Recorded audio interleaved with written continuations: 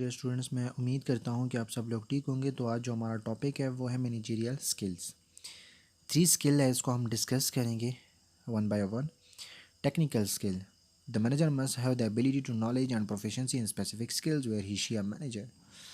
यानी जो मैनेजर है उनके साथ टेक्निकल स्किल्स बहुत इंपॉर्टेंट है, ये होनी चाहिए। टेक्निकल स्किल क्या है, जहाँ पे वो काम कर रहा है, ठीक है। एक इंडस्ट्री में एक मैनेजर है, ठीक है, तो उसको जो मशीनरी हैं, इक्विपमेंट्स हैं, टूल्स हैं, उनको उनके बारे में नॉलेज होना चाहिए, ठीक है। Technical skills are not only related to the equipment, machines, tools.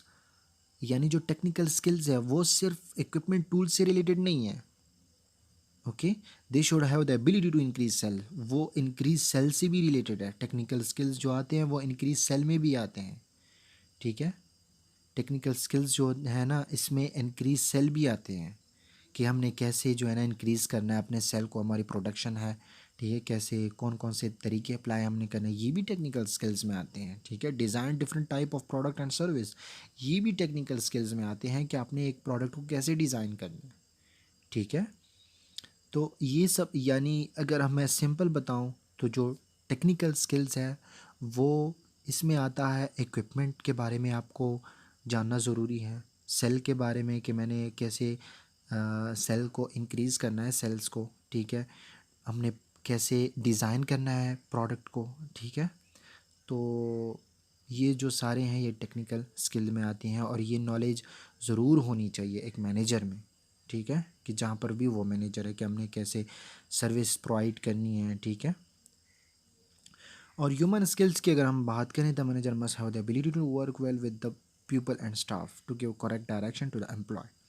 यानी जो मैनेजर है उनमें ये एबिलिटी होनी चाहिए कि वो लोगों के साथ अच्छी तरीके से काम कर सके। कुछ लोग होते हैं जो कि वो अकेले काम करना चाहते हैं, ओके। कुछ लोग, बहुत सारे लोग हैं जो कि वो अकेले, उन्हें खुशी होती है अकेले रहने में, अकेले काम करने में, ठीक है। तो मैनेजर ऐसा होना चाहिए कि वो लोगों के साथ काम करे, मिलकर काम करें, ठीक है, और उन्हें एक करेक्ट डायरेक्शन दे एम्प्लॉय को, ठीक है।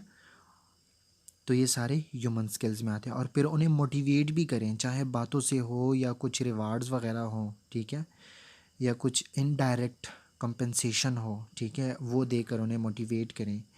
Because motivate employee are more effective as compare to unmotivated employees. यानी जो मोटिवेट एम्प्लॉय है ना, वो इतना इफेक्टिव एम्प्लॉय नहीं होता।